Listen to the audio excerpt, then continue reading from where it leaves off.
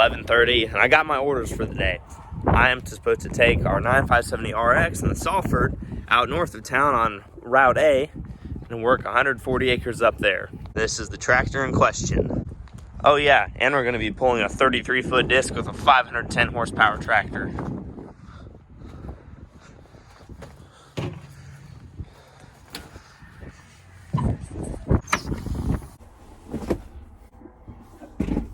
This thing needs about a half tank of fuel, and that'll take me probably 5 minutes to get that full.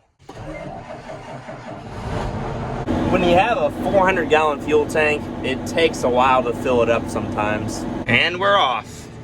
Another thing, it looks like you're gonna hit the bridge, but you never do, I promise. Hello, Dad. I was passing through town, so I just had to come and get a mellow yellow. Big time farmer things. Some interesting advertising.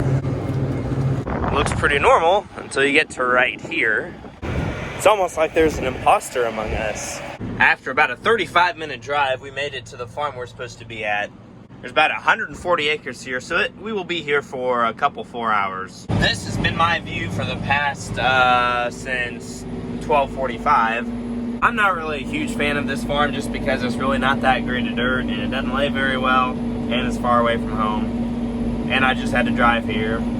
And we were gonna no-till it at first, and then, but Dad and Grandpa were like, oh, you can go run over with the Salford, that'll be great. I'm just listening to some Volbeat and enjoying the nice views.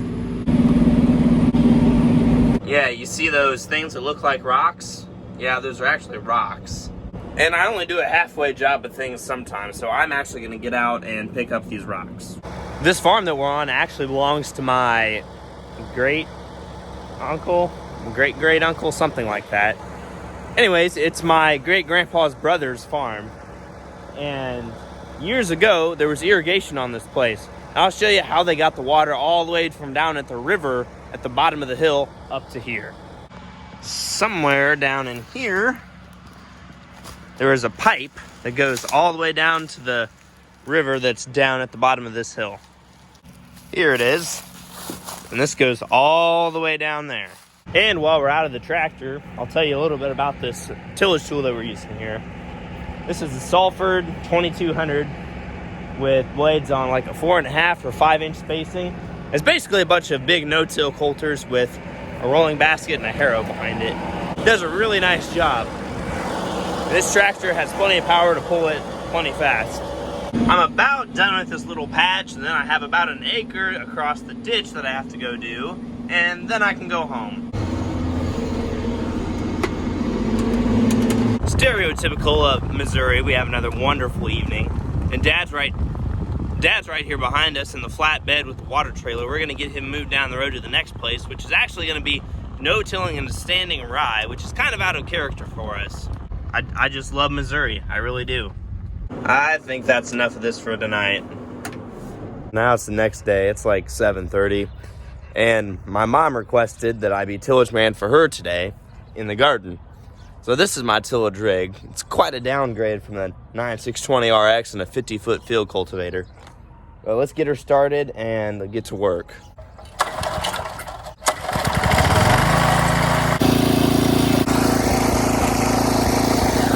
This is not the move. And that right there was the most wet spot, and it worked down okay, so I think we're probably good to go. Live action view from a perspective I don't normally get to see. Come on, upsy daisy, there we go. This is my favorite part of the day, probably one of the more important parts of the day too with field cultivating, is changing your sweeps. If you don't change the sweeps, it doesn't take out all the weeds. And this one is not quite wore out, but it's pretty darn close, so we're gonna go ahead and change it.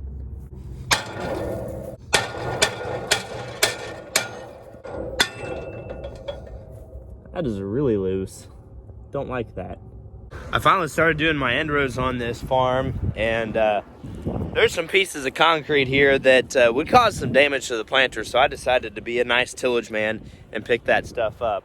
I can only assume that there was a building of some sort in this general area because there's a lot of very obviously human stuff that's here, like concrete, and some pieces of pottery, stuff like that. It seems that I have a shank here that is sprung because it's not supposed to be at that angle. It's supposed to look like that. I finally got finished up with the place that I was on. Picking up some of those concrete chunks proved to be a bit of a challenge for me because I was struggling with one, and I kind of got mad and decided I needed to take a break or break something, and I just chose to take a break. So I went home and got some different clothes because these clothes, and now after dealing with that concrete block, are not in that good a shape.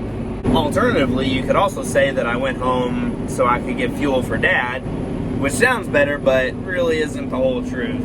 But I'm very thankful to be out of that really, really patchy stuff that I was in. At least this is one nice wide open field, just with a whole bunch of terraces and risers to go around. The other place I was on was a similar soil type, except it just had a lot of like little fingers that went down into the woods, and it's a pain to work. Working around risers like that can be a pain too, but at least I can do this and do it well. This video does not do it justice how steep it is right here. I think this is actually level. You may say, well, why are you farming that if it's so steep? Well, the answer is that it makes 200 plus bushel corn every year. Like, not last year, but the year before that, in 19, we had corn out here that was planted in the middle of June that made 200. Right, it's good ground. Out here in this field, there's a couple places like that that are literally like a giant hole in the ground that we have a giant piece of pipe in to drain it. To non-farmers, that's called a sinkhole. To us, it's just called a minor obstacle. It is possible to farm through almost anything, given enough terraces, waterways, drainage, etc. Oh man, she's lugging down. Are we getting, nope, we're not shifting down. Not doing it. But turning a big machine like this around without breaking anything is really an art, and it is underappreciated.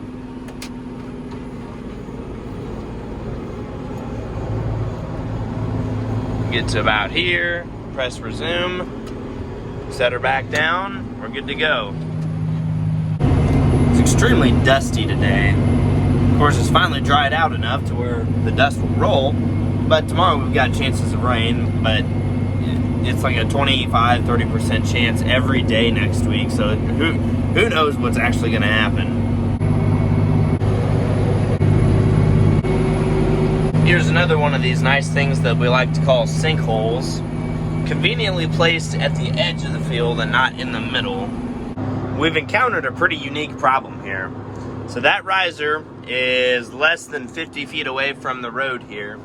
So I turned my 50-foot field cultivator into a 30-ish foot field cultivator. It's American ingenuity.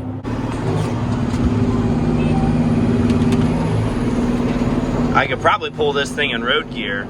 Dad, planting around that riser may be a little bit interesting, but I don't think it's going to give us a whole lot of problems. We've actually got to shut down here for a couple hours because it's Thursday, and everyone knows what Thursday is, right?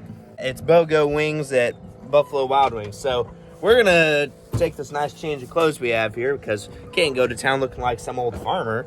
Gotta look good. The boys at B-Dubs. Hey, what's your No mask gang, no masks.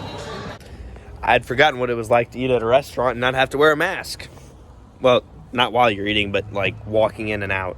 After that brief Buffalo Wild Wings run, I think we're gonna start back up and run until we're done. So I was going around a riser and I thought maybe I gotten just a little close to it, but I got out and all I had done was tap it with the rolling basket. So that's a victory. Really, it's going pretty good, except it's kind of dark outside, and this gets infinitely more difficult when it's dark. We're just cruising along, listening to my girl Taylor Swift and dealing with the effects of allergies and a sore throat, which really isn't that fun. The allergies and sore throat part, the Taylor Swift part is fun. This tractor has so much power, we're just pulling almost 9 miles an hour straight up the hill in 12th gear, 3.5 inches in the ground. You never have too much shop space, too much bin space, too much horsepower. You never have too much of anything. Except you can have too many women. Yeah. No, I don't have that problem though. If you have a YouTube channel and you farm, there are 0 women anywhere. On my first pass of Vendros here, there was a possum that was walking out of the field. Then he turns around and comes back in the field, and of course he gets run over with the field cultivator. And I thought, man, surely that got him. But when I came back around the second time, he was nowhere to be found. So I guess he just got up and walked it off. I'm kind of tired. It's like 1 o'clock right now, and I'm trying to get out the door by 7:30 or something like that tomorrow morning. So I'm gonna get some sleep, and I'll catch you all in the morning. Morning. Little bit of a sore throat today, so I may not be talking as much as usual, which really is unfortunate because I do enjoy talking. Getting the 9460R fueled up here, and I'm gonna get my guy moved over to the next farm. Then I need to go work ground. I'm gonna be disking with our 9510R and a 33-foot disc.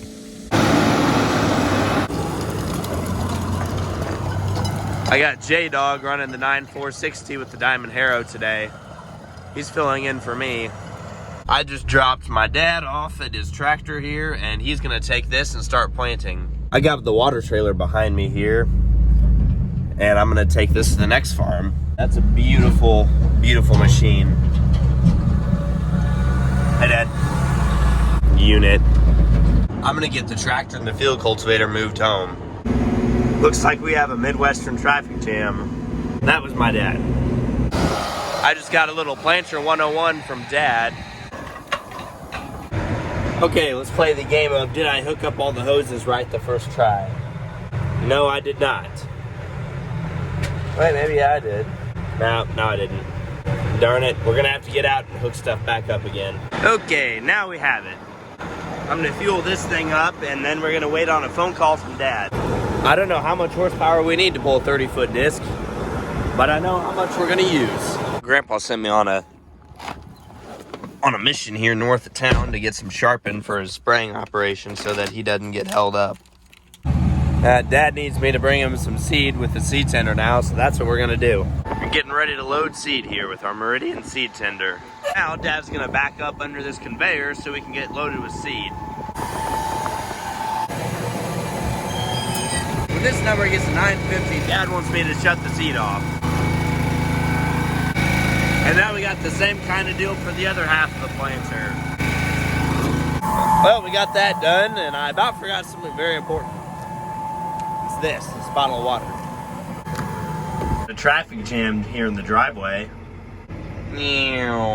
Oh, the fun of having a 510 plus horsepower tractor and a 30-foot disc. You could, like, I'm in 10th gear at like 1800 RPMs. It still doesn't even know it's back there. I'm using like 17 gallons of fuel an hour when I have it down in the ground. It just handles it like it's nothing. Bear it to the spools, Clark. We're going disking. Dad also bought this fancy, less old John Deere 300G track hoe. I've been disking tile lines and where my grandpa's been working with the track hoe for about 2 hours now. And it's about as fun as watching paint dry because you're only going like 6 miles an hour. This is no high-speed tillage rig. No, not a disc. Hey, but John Deere, if you're watching, I would love to try out a high-speed disc. Hit me up in the DMs. This area here that I'm going through used to be a swamp, but now it's not. A farmer, some pipe, and some money laying around can turn about anything into tillable farm ground. I should also like to add that my little sister Ella brought me Mimi's, and I appreciated that, so thank you, Ella. We're gonna get folded up here and then run back home and eat some pizza because Mom got Bordeaux pizza from Palmyra, and I'm not gonna miss that. Before we head down the road, though, I need to move my blinker back out because I got a little close to a couple trees, and move this mirror out because, again, I got a little close to a couple trees. The sun finally came out, and it is beautiful here. Typical Northeast Missouri. It's absolutely beautiful. And yes, I know my voice is kind of in and out sometimes. Supper has been eaten, and we are on our way back to the field. I made sure to grab an extra water. The sun's going down, so we've got a finite amount of time to find these tie lines and get them disced down. It's just wonderful tonight. Some of these tie lines are kind of rough, so that's why we're using a disc. The disc is actually my least favorite tillage tool, but Literally every farmer has one. To quote my great-grandpa Howard Beer, the disc is a weapon of war. But if you're gonna go to war, you need a good one. My friend rode with me for the better part of 2 hours, kept me entertained, just talking about whatever. Bye. And now I've got 27 more acres to disc, and then I can finally go home and go to sleep. Fun, fun, fun. Okay, I think it's time to shut her down for tonight. Hello. This is probably going to be another long-ish video, so thanks for sticking with me. I hope you liked what you saw. If you did like it, you need to subscribe and tell a friend too. It helps me out.